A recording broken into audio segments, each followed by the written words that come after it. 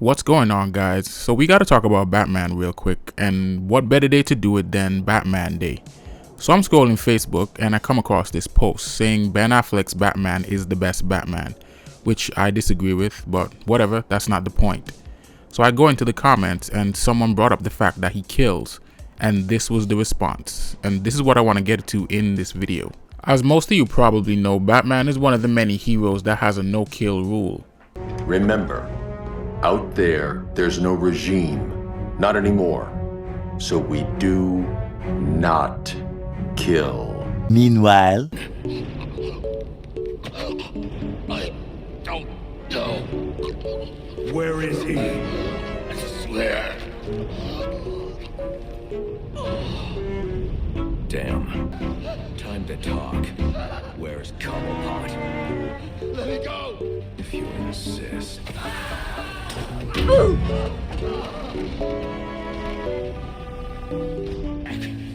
little more pressure and I'll crush your larynx. What's it going to be? All right. He's in his office. The only way in is through the theater, on the other side of the casino. But you'll never get past Tracy. Tracy is not a problem.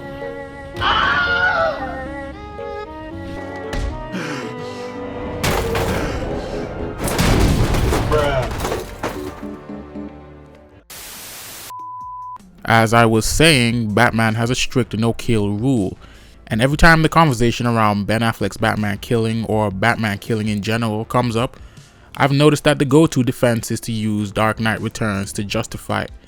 But here's the thing, Batman doesn't kill anyone in this story, and I'm tired of people using it as an excuse for Batman killing. So let's talk about Dark Knight Returns for those of you who've never read it. So Dark Knight Returns is basically a story of an older Batman that comes out of retirement to take on a group of violent thugs known as the Mutants after they've overrun Gotham. Now, a lot of people don't know this, but for a long time Batman was a very campy character.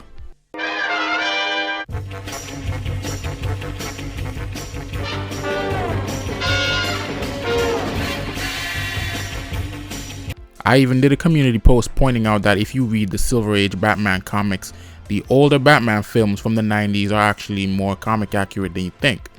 It's stories like Dark Knight Returns that really helped pave the way for some of the more darker Batman stories we've gotten, like Death in the Family, The Killing Joke, Batman Year One, the Nightfall Trilogy, The Long Halloween, Court of Owls, the list goes on. You can even look at some of the content outside the comic books, like animation, live action movies, video games. It's likely that these wouldn't even exist if it weren't for stories like Dark Knight Returns. This is why it's considered one of the most influential Batman stories. Now, Ben Affleck's Batman is heavily inspired by Dark Knight Returns, and you can even see the similarities. Ben Affleck's Batman is also an older Batman. He's been Batman for about 20 years. 20 years in Gotham, Alfred.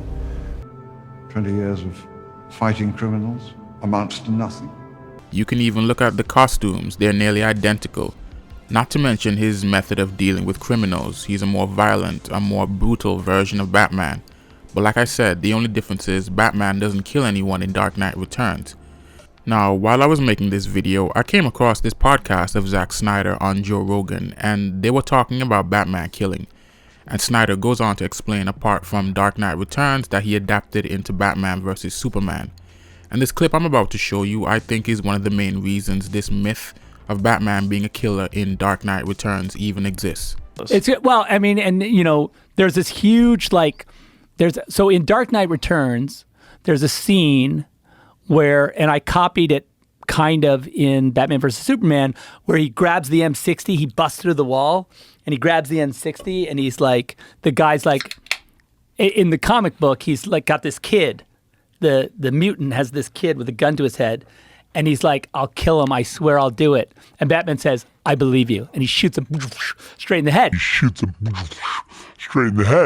totally made up. Pure fiction. It's fiction. It's fiction. We made it up. We made this one up. It's a made-up tale. It's a total fabrication. So the scene Snyder is referring to in Batman vs Superman is when Bruce is about to save Martha.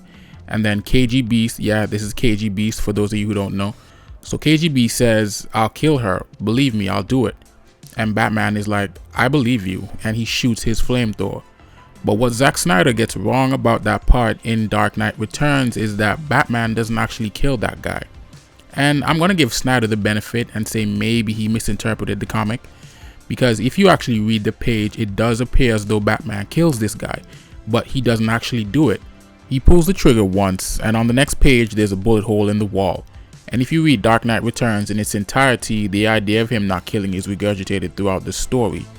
Also, if you watch the Dark Knight Returns animated film, it's almost verbatim the comic book, and Batman doesn't kill the guy in the same scene either. So there's a part from the comic where he takes down some of the mutants with a tank, a whole tank, but he doesn't kill them because he uses rubber bullets as ammunition.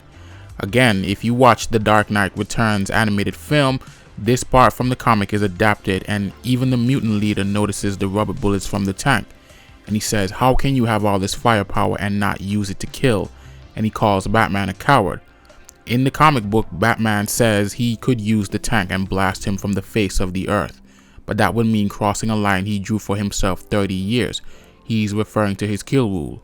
There's also a part in the story where two reporters are having this back and forth about Batman, and one of them tries to label him a murderer, but the other reporter responds and says Batman hasn't killed anybody. If you go to the next page, the same reporter that called Batman a murderer even concedes and says, okay, perhaps Batman hasn't killed anyone technically. So again, not a killer. Another myth I hear from Dark Knight Returns a lot is that Batman snaps the Joker's neck. Also not true. So during the fight between Batman and Joker, he says, voices calling me a killer, I wish I were. And he actually comes close to killing the Joker, but he doesn't go through with it. And the Joker responds and says, I'm disappointed in you. The moment was perfect and you didn't even have the nerve. Just an ounce or two more pressure. So he's basically saying Batman didn't have the nerve to finish him off. And then the Joker snaps his own neck. The Joker killed himself. Now, if you want to talk about a Batman that kills, there is a story about Bruce Wayne becoming a killer. And it's a one-shot that took place in the Dark Multiverse. I think it came out in 2018, if I'm not mistaken. And it's called The Grim Knight. So the Grim Knight is what you get when Bruce Wayne takes the gun that killed his parents and he uses it to avenge them that same night. So he was the one who killed Joe Chill, the guy who murdered his parents. Now, he did still grow up to become Batman, but he became a Batman who kills. And to really summarize the Grim Knight, it's so what if Batman became the Punisher? So the reason I brought up the Grim Knight is because in response to people wanting Batman to kill, many have claimed that they just want Punisher in a Batsuit, and I'm actually inclined to agree. I think those of you who want Batman to kill, you just want to see the Punisher in a Batsuit, which is quite literally what the Grim Knight is. But at that point, can we really call it Batman? Anyway, back to the main point.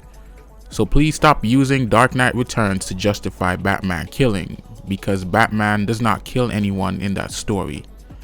But these are just my thoughts. Let me know yours down in the comments. Thanks for watching, and I'll see you in the next one.